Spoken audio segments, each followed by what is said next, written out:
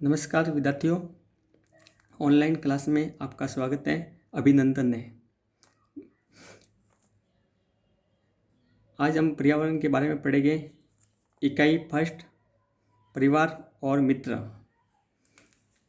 जिसमें अध्याय है पारिवारिक संबंध और प्रवास। इसके बारे में अध्ययन करेंगे।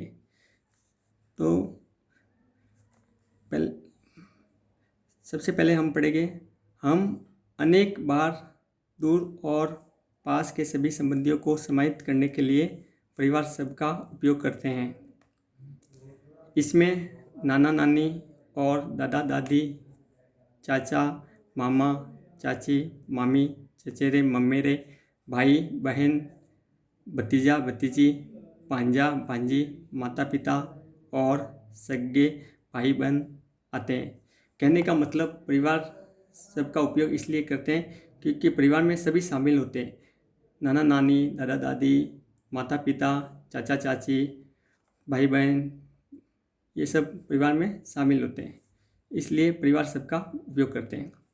आगे देखिए, हमें अपने परिवार के इतिहास के प्रति जागरूक रहना चाहिए। हमें अपने परिवार का इतिहास के प्रति जागरूक रहना चाहिए। इसका पता अपने बड़ों से, अपने पूर्वजों के विषय में विभिन्न प्रकार की कहानियों को जानकर किया जा सकता है। कि जागरूकता है जो पूर्वजों से पता करके की जा सकती है, परिवार के अन्य लोगों से जानकारी प्राप्त करके की जा सकती है। पारिवारिक इतिहास को सम्मानजनक तरीके से एक पीढ़ी से दूसरी पीढ़ी तक आगे बढ़ाते हुए सुरक्षित रखना चाहिए। पारिवारिक इतिहास को एक सम्मानपूर्वक अपने जो पीढ़ी दर पीढ़ी आगे बढ़ाते हुए उसको सुरक्षित रखा जा सकता है। देखिए, परिवार के बदलते स्वरूप।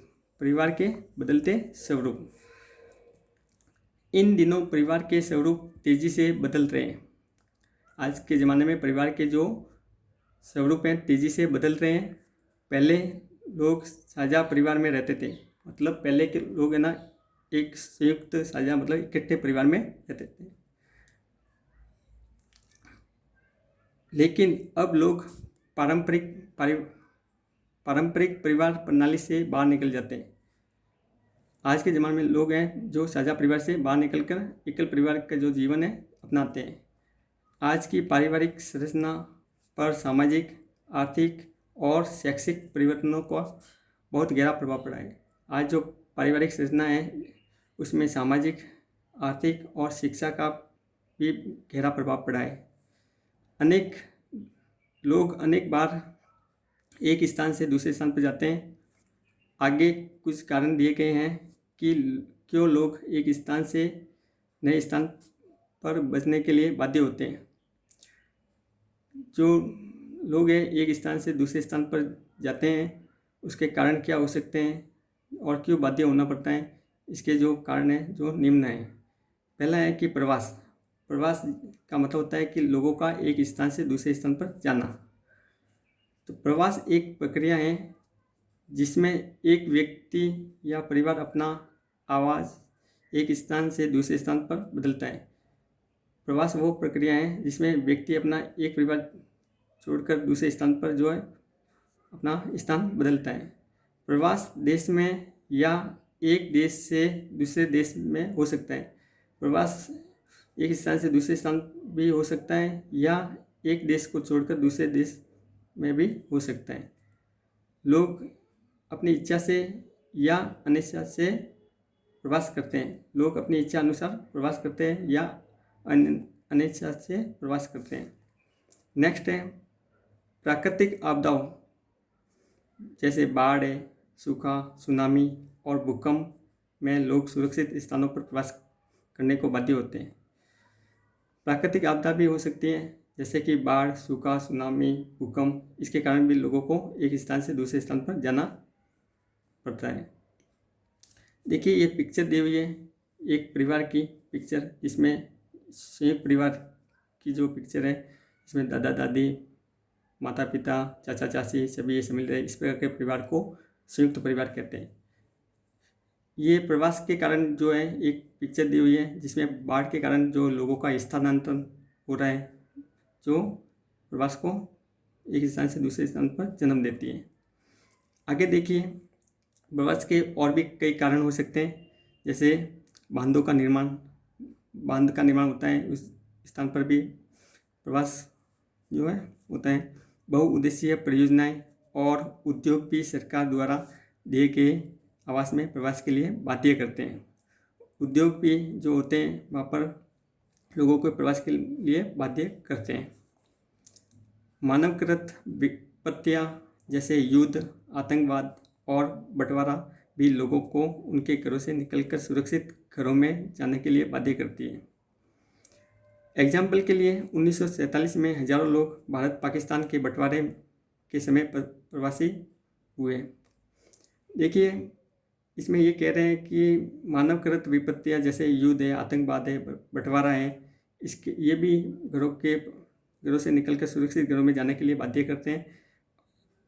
1947 में हजारों लोग भारत पाकिस्तान के बंटवारे के समय प्रवासी हुए थे। ये देखो, ये भी जाने कि इसमें ये जो पिक्चर दी हुई है मेघा पाटेकर की है, जो एक सामाजिक उद्देश्य के लिए कार्य करने वाली है महिलाएं हैं, जो कि उन लोगों हेतु कार्य कर रही हैं जिनको नर्मदा नदी पर सरदार सरोवर प्रोजेक्ट के निर्माण के लिए प्रवास को बाध्य किया गया है।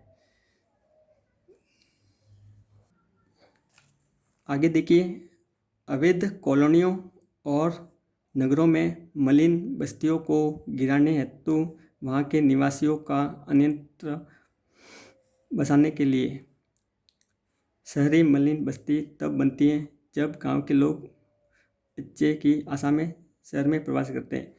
तो अवैध कॉलोनियों के जो गंदिया बस्तियाँ होती हैं उसके कारण भी प्रवास एक स्थान से दूसरे स्थान पर हो सकते हैं। लोग पारिवारिक झगड़ों की वजह से भी परिवार को छोड़ देते हैं। कई बार क्या होता है कि पारिवारिक झगड़े होते हैं, उसकी वजह से भी परिवार को छोड़ देते हैं और नए स्थानों पर चले जाते हैं। ये पिक्चर दी हुई है जो है मलिन बस्तियों का जो विनाश, जिसमें जो मलिन जो बस्तियां हैं वहाँ पर गिराने के लिए जो अवैध रूप से जो मलिन बस्तियों को विनाश किया जा रहा है। आगे देखिए, इन दिनों बहुत से लोग अपने स्थानांतरित कार्यों की वजह से एक स्थान से दूसरे स्थान पर जाते हैं। बहुत से लोग होते हैं जो एक स्थान पर दूसरे स्थान पर जाने के लिए जो होते हैं, कार्य की वजह से भी होते हैं। अच्छे कार्य, अच्छी जीवन शैली और धन कमाने का आरामदायक तरीका लोगों को गांव से शहर की आकर्षित करता है। अच्छे कार्य, अच्छी जीवन शैली और धन कमाने का जो आरामदायक तरीका है उसके लिए भी जो है लोग गांव से शहर की ओर जाते हैं। ये आगे देखिए, बंजारा समाज के वे लोग होते हैं जिनका स्थायी घर नहीं होता है। ये एक स्थान से दूसरे स्थान पर घूमते रहते हैं और अपना स्थान बदलते रहते हैं, जहाँ इन्हें अच्छा भोजन, अपने जानवरों को चराने के लिए मैदान और अच्छी जीविका स्थितियाँ मिल सके। इस प्रकार कुछ समाज के लोग होते हैं जिसका अपना स्थायी घर नहीं होता है और वो एक स्थान से दूसरे स्थान पर जाते हैं और अच्छा भोजन, जानवरों को चराने के लिए मैदान की आवश्यकता होती है, तो वो अपना स्थान बदलते रहते हैं। ये भी जाने कि जंतु भी जन्म देने या कठोर मौसम की स्थितियों में भाग जाते हैं। कुछ जंतु होते हैं जो जन्म देने के कारण एक स्थान से दूसरे स्थान पर जाते हैं, या मौसम की जो स्थितियाँ बदलती रहती हैं उसके कारण वो एक स्थान से दूसरे स्थान पर जाते हैं। आर्कटिक टैन पक्षी प्रवास का समर्थक माना जाता है। ये पक्षी दिया हुआ है, आर्कटिक टैन जो है पक्षी जो एक स्थान से दूसरे स्थान पर जाता है।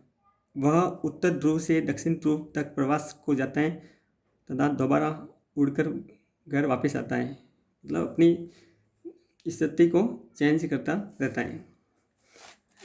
नेक्स्ट है प्रवास के जो प्रभाव हैं। जब युवा, बुद्धिमान, निपुण और उद्यमी लोग एक स्थान को छोड़ते हैं तब उस स्थान की उन्नति प्रभावित होती है। बुद्धिमान लोग होते हैं, निपुण होते हैं, उद्यमी लोग होते हैं, वो भी एक स्थान से दूसरे स्थान पर अपना स्थान छोड़ते रहते हैं। प्रवासियों के बच्चों को बहुत से समायोजन करने पड़ते हैं। जो प्रवासी के बच्चे होते हैं उनको भी बहुत से समायोजन करने पड़ते हैं, जैसे नए स्कूल में जाना, नए पड़ोसी, नए मित्र आदि। देखिए, जब परिवार के युवा अपने परिवार को छोड़कर नए स्थान पर प्रवास करते हैं, जब परिवार के जो युवा होते हैं अपने परिवार को छोड़कर नए स्थान पर प्रवास करते हैं, तो बूढ़े माता पिता, दादा दादी जो एकांकीपन मतलब अकेले और असुरक्षित महसूस करते हैं। दूसरी ओर युवा पीढ़ी बड़ों से स्नेह और सलाह से वंचित रह जाते हैं। नेक्स्ट है कि लगातार प्रवास परिवार के सामाजिक जीवन, मित्र मंडली और अनेक सांस्कृतिक परिवर्तनों पर प्रभाव डालता है। लगातार प्रवास होता है वो भी बहुत से परिवर्तनों पर प्रभाव डालता है, जैसे सामाजिक जीवन पर भी प्रभाव डालता है, मित्र मंडली, अनेक सांस्कृतिक परिवर्तन उसके ऊपर भी प्रभाव डालता है। नेक्स्ट है कि अपने प्यारों को छोड़ने और नए स्थान पर जीवन फिर से शुरू करने में बहुत विचार और साहस की आवश्यकता होती है। कोई भी नया जीवन शुरू करने में भी बहुत से विचार और साहस की आवश्यकता होती है। बाहर जाने के बहुत से लाभ भी होते हैं, बाहर जाने से लाभ भी होते हैं, कुछ नई चीज़ें सीखने को मिलती है और नई जानकारी प्राप्त होती है, नए परिवर्तन होते हैं। यह लोगों की सीखने, जीवन की नई स्थितियों से मेल बैठाने, नई संस्कृति को अपनाने, नए मित्र बनाने, नई भाषा को सिखाने और इस विशाल विश्व के अन्य स्थानों की जानकारी में भी मदद मिलती है। प्रवास से नई संस्कृति अपनाने, नए मित्र बनाने में, नई भाषा सीखने में और विशाल विश्व के जो स्थान के बारे में भी जानकारी मिलती है। तो ये हमारा अध्याय यही समाप्त होता है। इसके प्रश्नोत्तर नेक्स्ट अध्याय में हम अगले चैप्टर में करेंगे।